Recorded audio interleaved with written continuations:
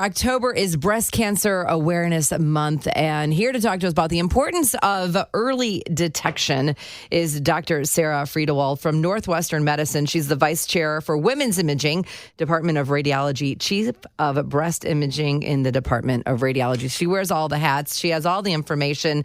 1 in 8 women will be diagnosed with breast cancer in her lifetime. That's one person every 2 minutes in the U.S. I'm getting that from the Susan G. Komen website. Dr. Friedewald, reiterate to us, and we know this, the importance of Breast Cancer Awareness Month. Well, first of all, good morning, Jane. Good morning. It's nice to be back on, and I'm so glad to be talking about screening mammography because it does save lives. So we all know that the most lives are saved when women are screened every year beginning at age 40. It's really important that women get in, and that's why we have October to help remind us. But it's also important to get risk assessed at age 25. Some women are at higher risk and may need to be screened more frequently.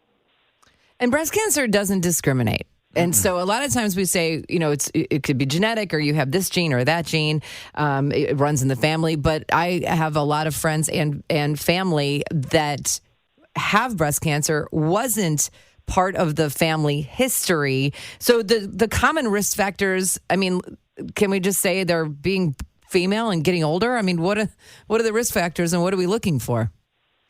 Definitely being female and getting older. Your risk actually increases the older you get. But yes, a lot of women don't have a family history of breast cancer. So just because you don't have a family history doesn't mean you shouldn't get screened. It's actually very important. And if you take all comers, more women who get breast cancer actually don't have a family history than those that do.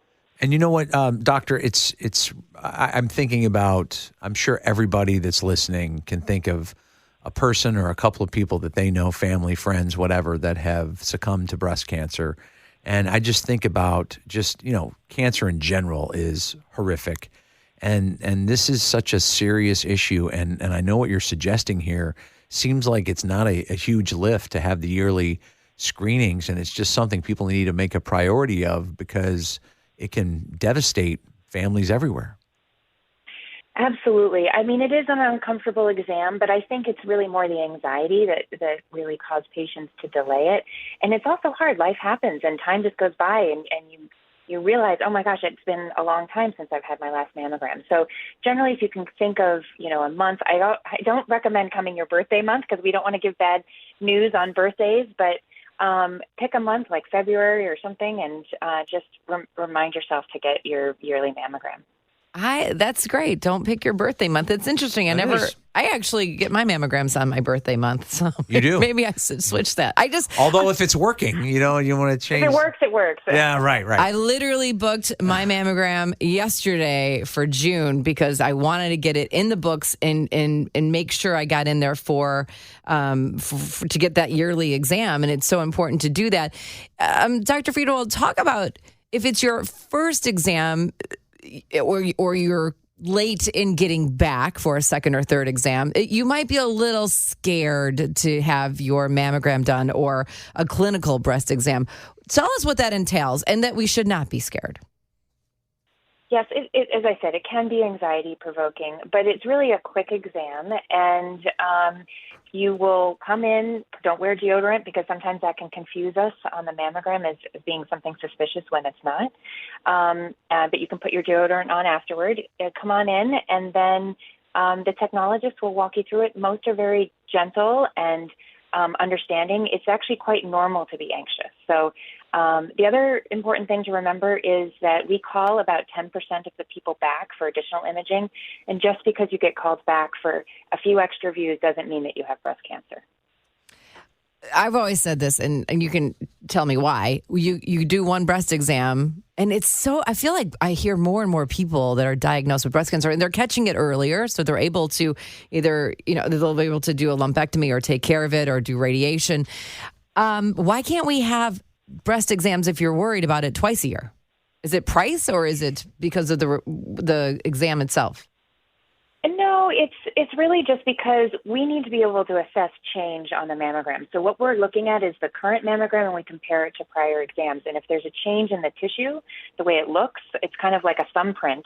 And if your thumbprint changes, we want to make sure that there isn't something causing that to change.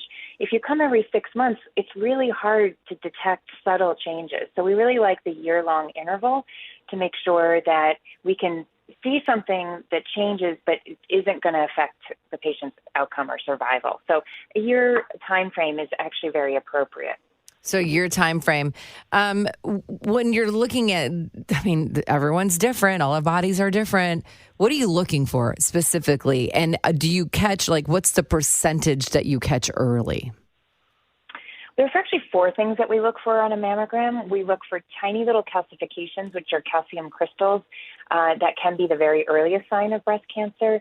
We look for something called architectural distortion, where the tissue is rearranged a little bit and it looks like it's getting pulled into a specific spot.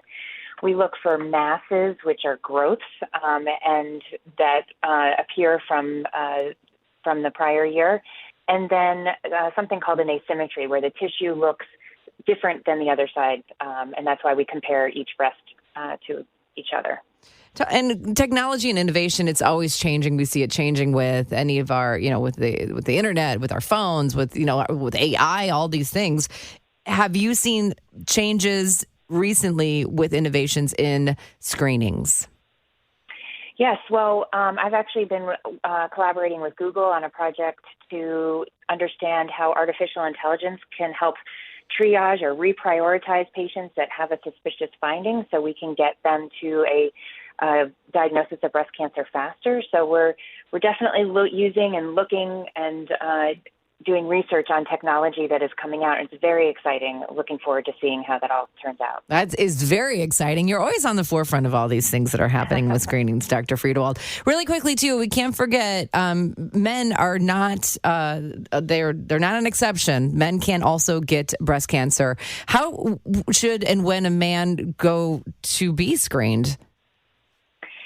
So definitely, generally men who develop breast cancer oftentimes have the breast cancer gene. So if men have a strong family history of breast cancer, or if they know a family member has the breast cancer gene, then that's something that they should get risk assessed.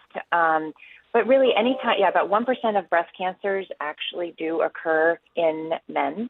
And we need to, evaluate any man that has a lump in their breast. There's something called gynecomastia, which is very common, and that's the development of breast tissue in the male patient. And that's more of a tenderness by the nipple rather than a growth or a mass that they might feel in a different part of the breast. So there are definitely things that men can have. We want men to come in and get evaluated if they have any signs or symptoms that's different for them in their breast, but it's not also something that they should be totally freaking out about. Dr. Sally Friedewald, it's always so great to have you on the show with us, and your information is so valuable. Where can people go? Can they go to the Northwestern Memorial website for more information? Absolutely. So at Northwestern, we have a website that has some information about all different types of the exams that we do, as well as the disease states. But also, I generally send people to mammography-saves-lives.org, and that's the American College of Radiology website that has a lot of information about screening. There are videos on there and help patients understand what a mammogram is like and how important it is. Dr. Friedewald, thank you so much for joining us on the Big 89 this morning. We appreciate it. Thank you so much for having me.